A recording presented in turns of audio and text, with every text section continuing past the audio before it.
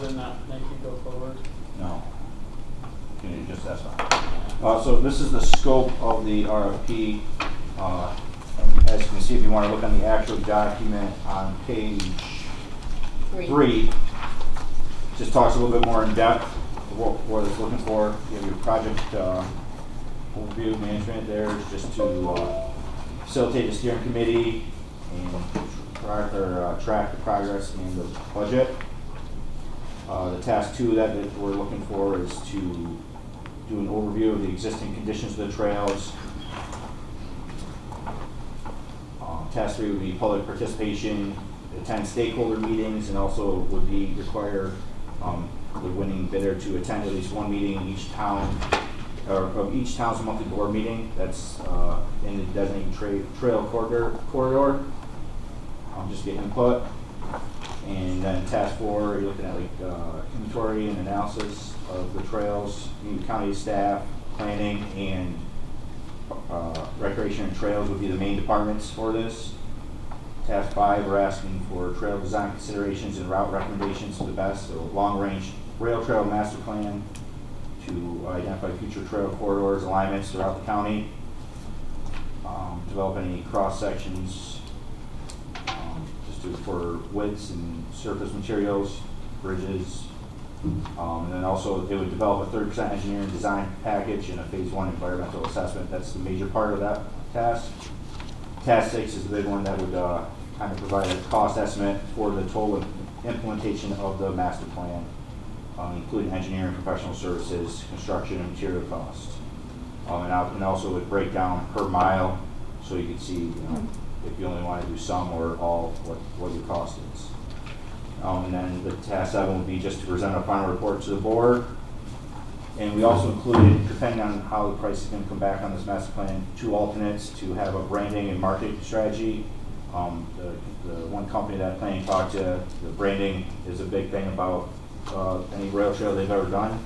So we would just see as that as a separate alternative, and also alternative number 2 would be an economic impact study. Just to show, depending on price, how it would impact the local economy, locally and regionally. The next page on the slide would be just the time frame we're looking. We would send this out on the 28th of April. It'd come back and we'd have the public bid opening on June 8th. And if we wanted to vote to accept the proposals at the board meeting in July, and then they would expect the completion of the master plan about 12 months after acceptance you're looking at. And that master plan would basically just be the foundation of the whole rail trail, kind of, give an idea, and then you could go for grant money with Cassie's out there. There's a lot of grants out there, but this would be the document you want to take to that, to get grants for the rail trail. Yep. So our team, Cassie and Brian and Jackie and Joan and some other folks that worked on this RFP, what they did is research and look at master plans from other rail trail projects. 2 examples here too. Brian's brought a couple examples, but they looked at several examples in New York State, upstate New York, and the Northeast of kind of the foundational documents. So the goal is you've got this plan, and like we've been saying from the beginning, this is something that's going to take several years to develop over time. And so this will give us a blueprint for kind of how to move forward.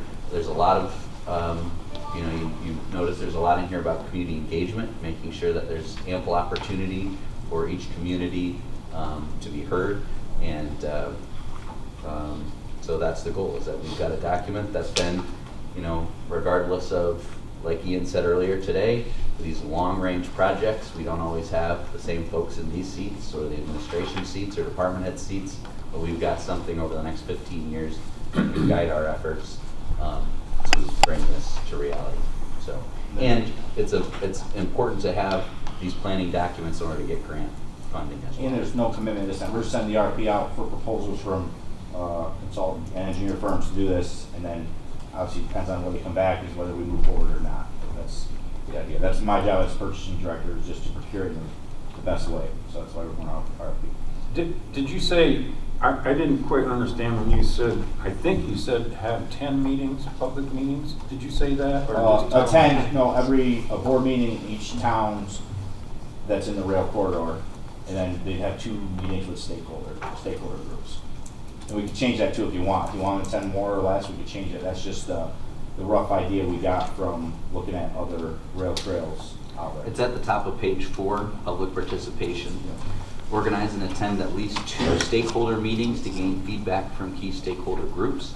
Attend at least 1 meeting of each town's monthly board meeting that is in the designated rail corridor. Attend at least 1 public hearing at the Board of Legislators meeting to obtain general feedback from board and community, and meet with adjacent property owners to collect and address development concerns. Another question was, when they do the study of the existing conditions, Yep. are they going to recommend best use, or are we asking for something in particular? No, it would just be to see if there's any concerns structurally with anything like that, or environmentally, just different changes to see. So we're leaving it open. Obviously, we don't know everything that's out there, so we want them to do an analysis of the total rail corridor. I think the master plan, I mean, my vision would address all that. My vision would be that it would include best use as well. Yeah. So we're getting feedback from the public, feedback from the board. I mean, these guys need to function as an extension of our staff. They're not just a third party out doing their own thing. They're an extension of the board's authority. And the goal is that they do point out that, okay, this 500-yard stretch here is best suited because of the culverts and, you know, what other restrictions may be. It's best suited for this type of use, or this section is best suited And you for can see this. like the example you have in front of you there, like they do a good job, the examples we found of breaking it down, showing, doing the whole, you know, the ground up look at everything before you do anything, just to give you that approach. Right. Full disclosure, I know I don't look like it, but I'm a walker, Yeah. not a rider. And I like to walk because it's peaceful, Right. you know, and it's not necessarily peaceful because I live right on Route 3, but when I Right. go to And the big thing was like the whatever. width of the trails and stuff. They have So- some pictures of the trails about the widths for multi-use for bikers and walkers and stuff. When, I think I'm saying it'd be nice to have a walking trail, period, or maybe walking and bicycle, Right. but not motorized. Mhm. And probably in some cases, that would be the best use. I think so. Yeah, and that's what they're going to do. Whatever firm you go to, they're going to show you all that and break it down because of that. There's 31 miles, right? So I think it's quite possible that we can accommodate a lot of different recreational visions. That would be the hope, yeah. Across that 31 miles. What we're hoping to get out of this master plan document and the partnership with the consultant with whom we hire would be to help us suss that out and figure out, really based on the asset itself, based on community input, based on the vision of the board, and based on budget, you know, what each section is best suited for. And actually, in conjunction with our existing trail, or Right. motorized, maybe there would be better places for motorized And than others. walking Right. to hook in For together. instance, in the village, we won't have motorized. It will only be walking and maybe bicycle because they passed a local law that doesn't allow snowmobiles and ATVs in the village. But there's places where that would be appropriate. Absolutely, yeah. And that would- Especially if it butts up to one of our trails. That's what I'm getting Yeah. at. And that would be identified in this study. Right. You know, and there's a lot of How it would connect with our existing trails. Mhm. There's a lot of there's some big companies out there that do this, and then also local Overtime Courier did a 7-mile stretch up in Orleans, Lafarge area. So there's, you know, I think we're going to see a lot of interest back. So obviously that's better for us. The more that come back, the better price and proposal will get. And you anticipate this would take a year? That's what they think after, talking to Cassie and the planning department, they expect about a year from after everything's signed to get it back. The final copy, you're looking at like 12 months. Do you have any? I think certain tasks in here are gonna be done sooner. It should be, right. to have Phase the- one is gonna be done sooner. Right, the full Yeah. document, she said expected to be Yeah. 12 months, but the total document. Do you have There's any milestones. indication how much this cost? Not really. And that's I'm all- not. Right, no, it's being all different. I know critical, one of but- them, I think one of those in front of you, it showed there was a price, I believe, of like $200,000 or something like that. But it all depends, and that's why we put the alternates in there too, so we can kind of control what the costs are too. So we don't have to take, it's not we're not overpaying for Right. something we don't really need. Depends on what the price is. Well, it's an important thing to do. Right. And You gotta start I'm just somewhere. curious yeah. on the cost. Yeah. 'Cause pardon me? Local, sorry. I said you Like- humble one, did I? You don't know until you get out there. Like I said, it's just for doing the RFP, so things come back way higher than you expected. We don't have to act, we can readjust it and do it over again too. There's no commitment at this point. Right. Well, this is obviously a project that has, a lot of community interest, one way or another.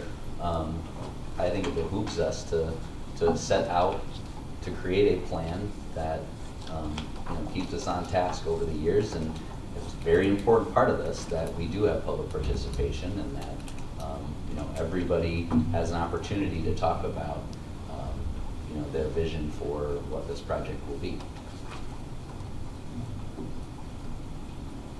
Okay. Any other questions? Any questions or anything for Brian on this at this point? So this is the RFP. The draft pretty much, yeah, there's just a couple of tweaks We have gotta to add. tweak a few things in here, but, Just on the basic, legality, the yeah. bonds and stuff. Well, it's certainly complete, it's 17 pages. but- And there will be many attachments. There'll be more, yeah, to we're it actually as gonna well. add the seeker and all the, list of all the deeded The properties. parcels That and, way they have all the information, The more information you can give them, the better proposal we're gonna get back.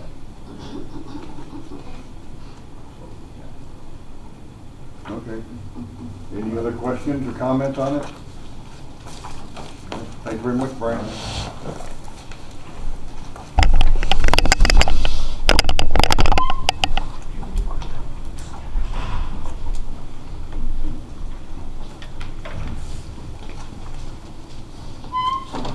Okay, I guess we're ready for resolution.